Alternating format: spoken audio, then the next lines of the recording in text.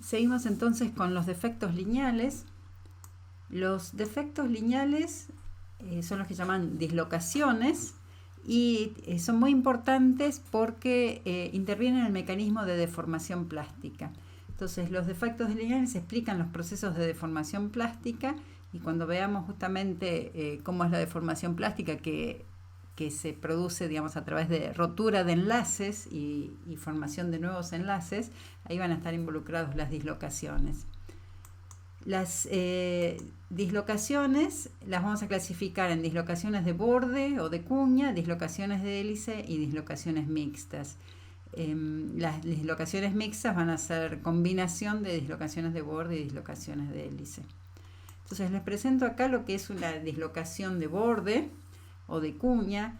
Lo que tenemos acá es una vista de un cristal, y lo que se ve es que en esta parte, o sea, pensemos esto es un semicristal, digamos, hacia abajo y un semicristal hacia arriba.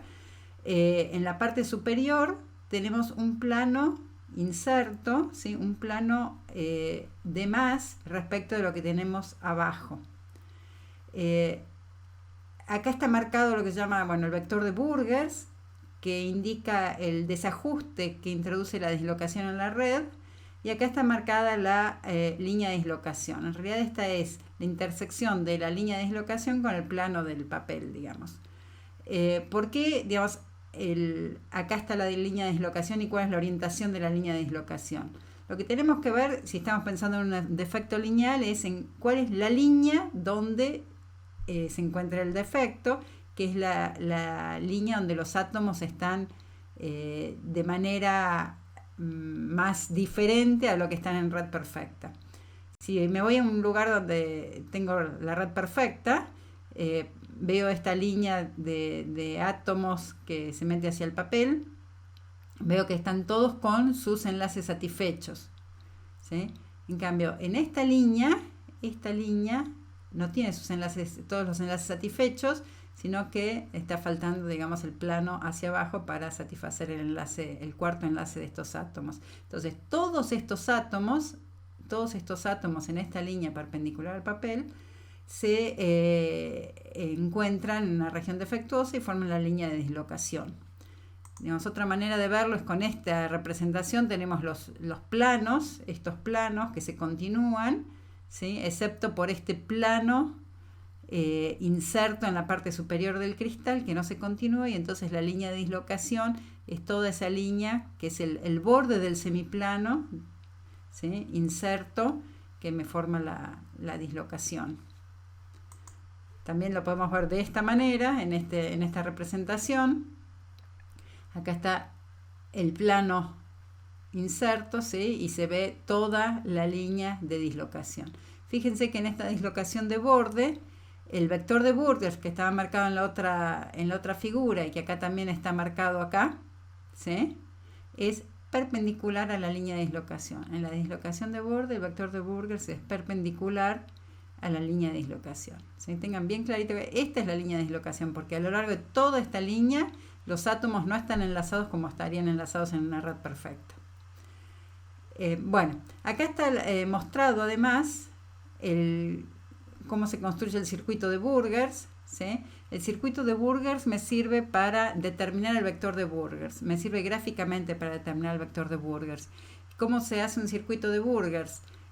La construcción es la siguiente: tengo que hacer un recorrido por puntos de red que encierren la línea de dislocación.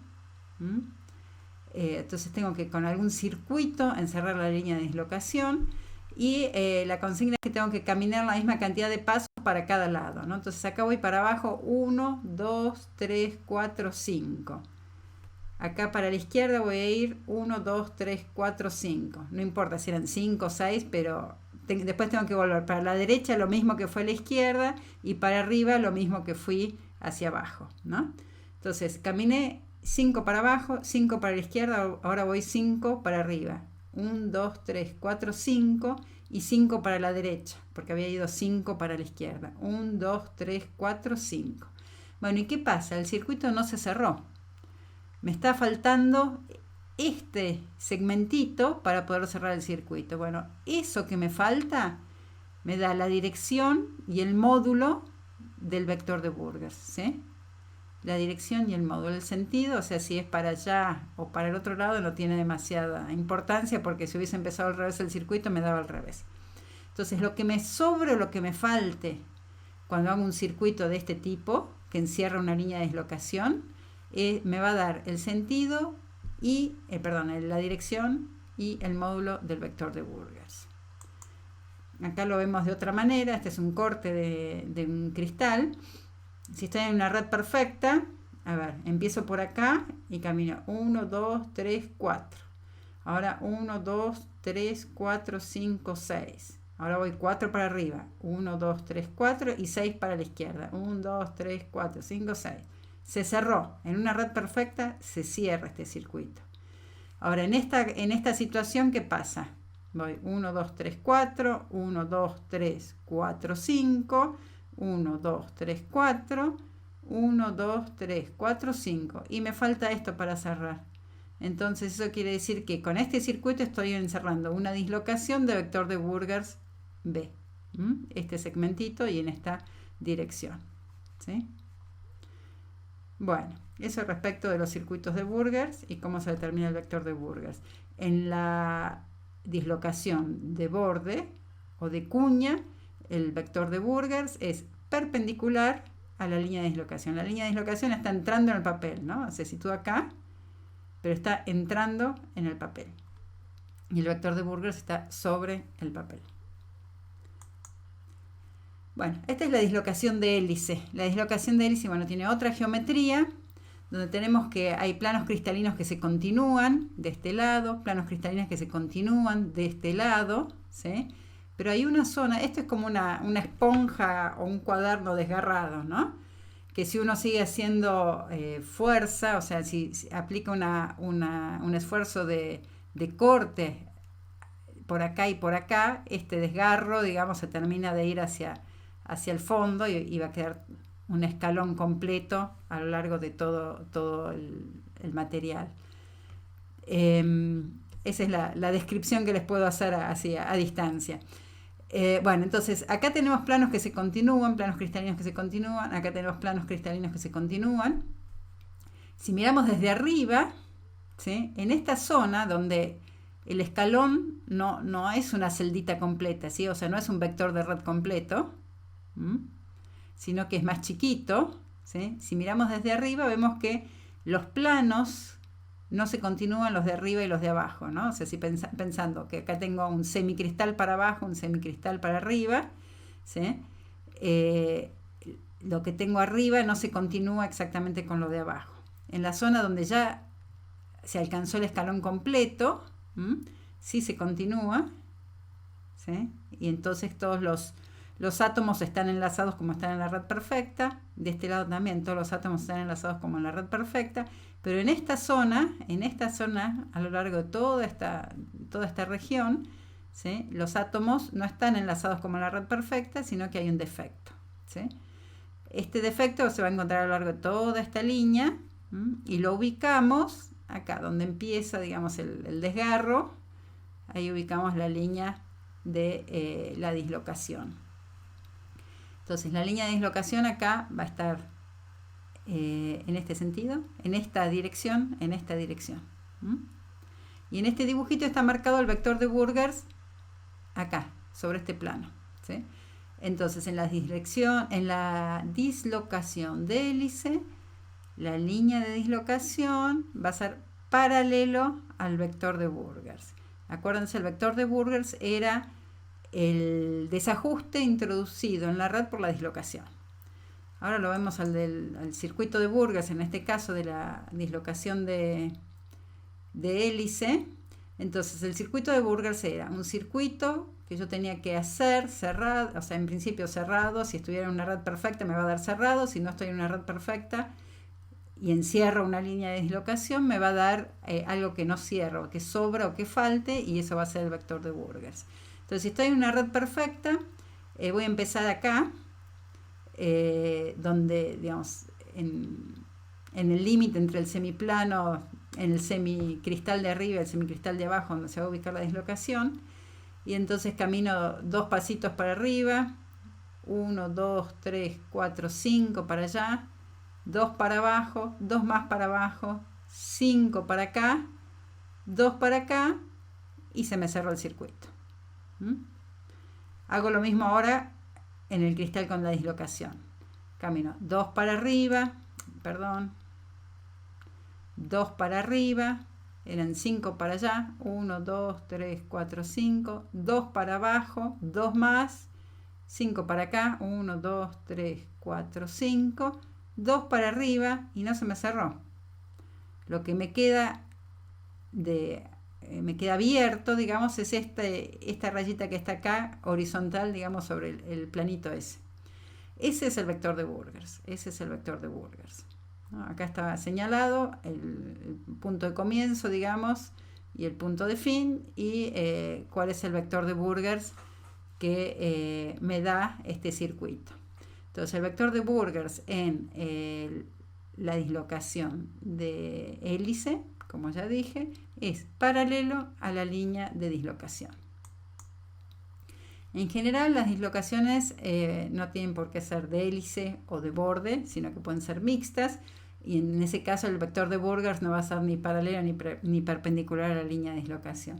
Entonces acá tenemos representado como una dislocación de hélice, ¿sí? Se curva dentro del cristal, y cuando sale del cristal, porque las dislocaciones tienen que nacer y morir en las superficies de los cristales, a menos que hagan un círculo en sí mismas, ¿no? Un loop de dislocaciones. Pero si no, mueren y nacen en las superficies de los cristales. Entonces acá de alguna manera tenemos como que nació de hélice y murió de borde, ¿sí? O lo vemos al revés. Entonces las dislocaciones en general, ¿sí? Pueden ser mixtas, pero el vector de Burgers es constante a lo largo de toda la dislocación. O sea, la dislocación está caracterizada por su vector de Burgers. No importa si es de borde o de hélice, pero el vector de Burgers va a ser lo mismo a lo largo de toda la dislocación, y tiene que ver justamente con el desajuste en la red que introduce la dislocación.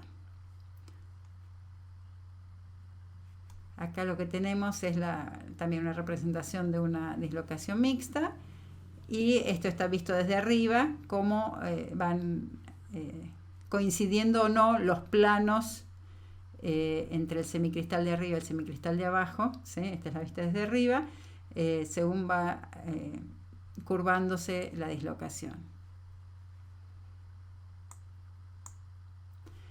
Así como los defectos puntuales introducían distorsiones y campos de tensiones en las redes cristalinas alrededor de ellos, las dislocaciones también.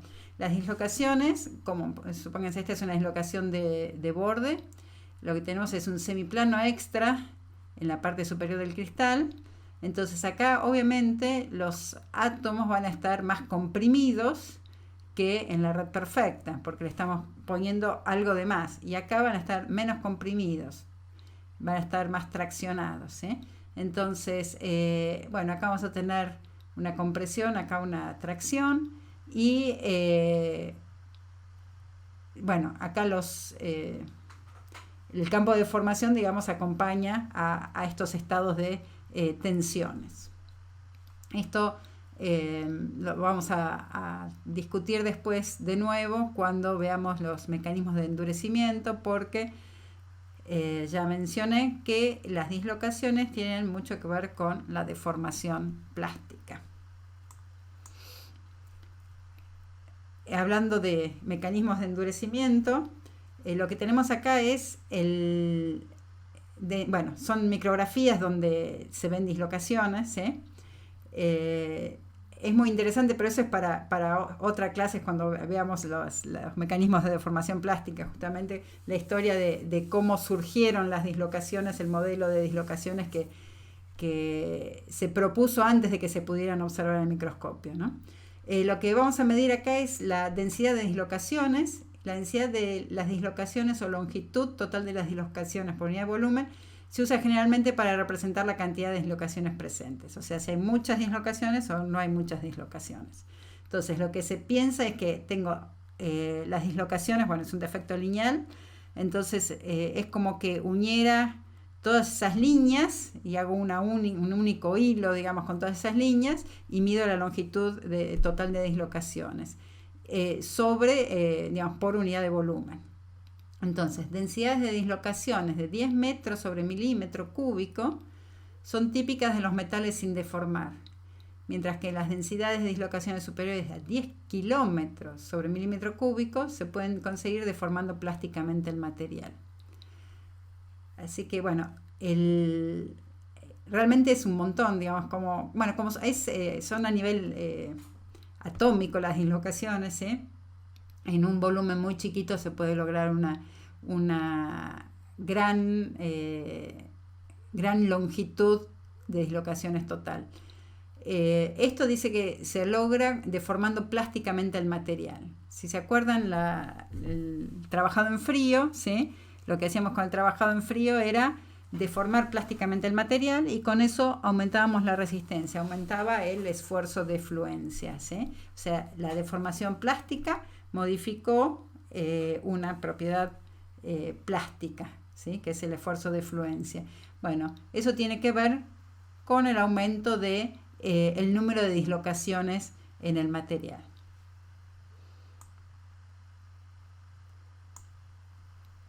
Respecto de los otros tipos de imperfecciones, defectos superficiales, tenemos que, la superficie del cristal, la superficie externa del cristal, también es un defecto, como ya les comenté al principio.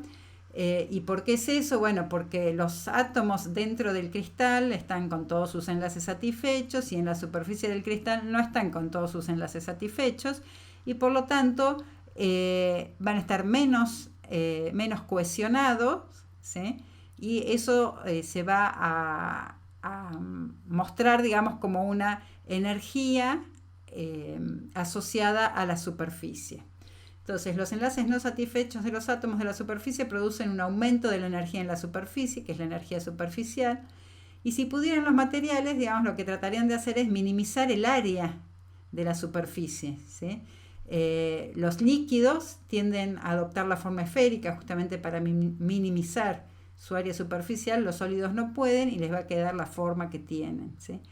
Pero en caso de que uno los somete a un tratamiento térmico, por ejemplo, de manera que estos átomos puedan vibrar mucho y adquirir movilidad, en algunos casos sí pueden, ¿no? Dependiendo, por supuesto, de cuál sea las condiciones y cómo sea el tratamiento térmico, pueden modificar su forma y disminuir su área. Algo que me olvidé de decir con respecto a las dislocaciones, que la densidad de dislocaciones depende, de la historia del material. Acá dijimos, deformando plásticamente se aumenta mucho la densidad de dislocaciones. Si no está deformado plásticamente, está el material después de una solidificación normal, digamos, los metales tienen, esta densidad de dislocaciones, pero sí tiene que ver con la historia de cómo llegó a solidificar el material. No hay densidad de dislocaciones en equilibrio, ¿sí? Como es el caso de los defectos puntuales, que hay concentración de vacancias en equilibrio, y eso es porque las dislocaciones, aumentan la energía del cristal, ¿sí? Introducen ese campo de tensiones y aumentan la energía del cristal, como todo defecto, ¿sí? Y como acabo de mencionar recién con las superficies, siempre el estado de menor energía es el cristal perfecto, pero las dislocaciones aumentan la energía y también aumentan la entropía, pero no aumentan mucho la entropía. Entonces nunca es beneficioso, digamos, o nunca llegamos a minimizar la energía libre de Gibbs aumentando el número de dislocaciones. Espero no haberlos mareado con esto, pero lo que quiero decir es que los únicos defectos que tienen una concentración en equilibrio térmico son defectos puntuales. Y eso es porque introducen tanta entropía que compensa de alguna manera el aumento de energía por el hecho de crear los defectos en los cristales. Entonces, con las superficies, bueno, de nuevo, esto, digamos, la existencia de las superficies depende de cómo se haya procesado el material y nunca la existencia de una superficie, digamos, va a aportar mucha entropía al sistema como para que convenga crear una superficie para bajar la energía de Gibbs. Además de superficies, bueno, tenemos otros tipos de defectos bidimensionales, como la falla de apilamiento. ¿Se acuerdan? La clase pasada discutimos cómo era la secuencia de apilamiento de las estructuras compactas, la FCC y la HCP. La estructura FCC era un apilamiento de planos compactos con secuencia ABC, ABC, ABC. La HCP era un apilamiento de planos compactos con secuencia AB, AB, AB, que es lo mismo que decir BC, BC, BC o AC, AC, AC, ¿sí? O sea, intervienen solamente dos posiciones de los planos. En cambio, en la estructura FCC eran las tres posiciones, A, B y C. Entonces, en estos materiales, digamos, es un defecto muy común encontrar lo que se llama una falla de apilamiento, que es una alteración de la secuencia. Como siguen siendo sigue siendo apilamiento de planos compactos, pero lo que hace es, bueno, alterarse la secuencia de apilamiento. Es un defecto que no involucra mucha energía, porque no hay tanta diferencia entre una posición y otra, ¿sí? Entonces no involucra mucha energía, es un defecto muy frecuente en estos materiales compactos. Bueno, acá hay una micrografía, digamos, donde se ve la falla de apilamiento. Bueno, otro defecto superficial, ¿sí? Bueno, este es superficial porque involucra, por supuesto, todo el plano, ¿sí? Donde se produce la secuencia de la falla de apilamiento. Otro defecto superficial son los bordes de grano, es un defecto de dos dimensiones. El borde de grano es la zona donde se presenta cierto desorden porque tenemos estructuras cristalinas, la misma estructura cristalina, en dos regiones que tienen diferente orientación cristalina. Entonces, en el borde, digamos, no se pueden acoplar perfectamente esas estructuras y es una zona donde también, digamos, lleva una energía asociada a este desorden, ¿no? Hay una energía de borde de grano, también hay una energía de falla de apilamiento. Cuando el borde de grano es de bajo ángulo, fíjense que acá tenemos una orientación del cristal de esta manera y acá lo tenemos así, que es un ángulo chiquitito el de desorientación. Se puede pensar este borde de grano de bajo ángulo. Esta es una simulación, pero en las micrografías pasa exactamente lo mismo, ¿no? O sea, si uno tuviera una micrografía así de microscopio de alta resolución, ve exactamente lo mismo que en esta simulación. Vemos que se pueden pensar como paredes de dislocaciones, ¿no? Acá entra un semiplano entre estos, un semiplano entre estos, otro semiplano, etc. Y la distancia a la que se encuentran las dislocaciones va a tener que ver con el ángulo de desajuste, digamos, de estos dos granos.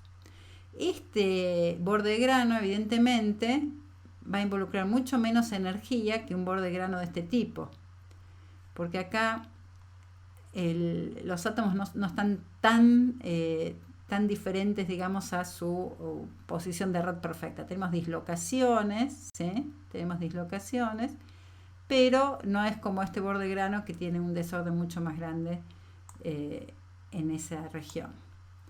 Bueno, ¿por qué es muy común encontrar los materiales de esta manera en estado policristalino? Esto se llama es un policristal, cuando no hay una única dirección cristalina en todo el material, ¿sí? Sino que tenemos misma estructura cristalina pero con granos orientados en diferentes direcciones. Eso se llama un policristal. Esto es lo más común es la forma más común en que encontramos los materiales, y eso es porque en el proceso de solidificación, lo que sucede es que, bueno, estamos en estado líquido y a la temperatura de fusión se empiezan a formar granitos sólidos en el medio del líquido. Estos granitos, bueno, son de estructura cristalina, la estructura cristalina que le corresponde al material, pero son varios granitos que se forman. Entonces empiezan a crecer con la dirección que eligieron, digamos, por decirlo de alguna manera. Se van haciendo más grandes, conservando su estructura, su orientación original, se van haciendo más grandes, y se va consumiendo el líquido, ¿no?, a medida que baja la temperatura, y llega un momento en que, bueno, tienen que acoplarse unos a otros de la manera en que puedan, ¿m? Y entonces generan una zona desordenada que, bueno, lo que hace es acomodar, digamos, las diferentes orientaciones cristalinas que tienen cada una de las partecitas. Y lo que se ve en una micrografía, bueno, son estas zonas desordenadas, que son los bordes de grano, ¿sí? Acá lo que vemos no son los bordes de grano, sino los granos, porque como son zonas que tienen diferente orientación cristalina, bueno, reflejan diferente la luz. Acá tenemos una representación atomística de lo que sería un borde de grano, ¿sí? Acá tenemos esta dirección en este grano, esta misma dirección, ¿sí? O sea, una dirección cristalina, o señalamos un plano cristalino, y este mismo plano en el otro grano está en esta dirección. Entonces el desfasaje, digamos, angular entre un grano y otro está dado por este ángulo. Es el ángulo de desalineamiento. Este es un borde de grano que se llama de ángulo grande, ¿sí? Y este es un borde de grano de ángulo pequeño. Y en el borde de grano de ángulo pequeño, acá no se ve tan bien, pero acá está representado lo que les contaba, que en el borde de grano de ángulo pequeño se puede modelar como una pared de dislocaciones.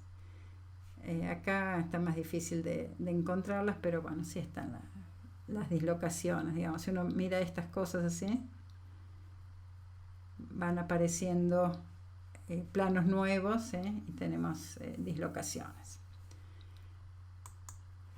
Bueno, respecto a los bordes de granos, los enlaces atómicos son irregulares a lo largo del borde de grano, y por lo tanto hay una energía interfacial de borde de grano similar a lo que ocurre en la superficie, ¿sí? Los átomos no están enlazados como están en la red perfecta, están menos enlazados de alguna manera, y entonces eso tiene asociado una energía de borde de grano. Si mayor es el ángulo de desorientación del borde de grano, mayor es la energía del borde de grano, ¿sí? A veces los bordes de grano tienen alguna simetría particular que hace que no estén tan desordenados los bordes, ¿sí?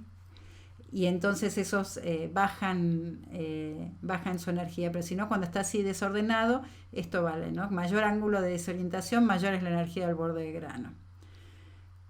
Como consecuencia, el borde de grano es más reactivo químicamente que el interior del grano, los átomos están menos enlazados, entonces si los atacamos con algún reactivo, van a actuar primero.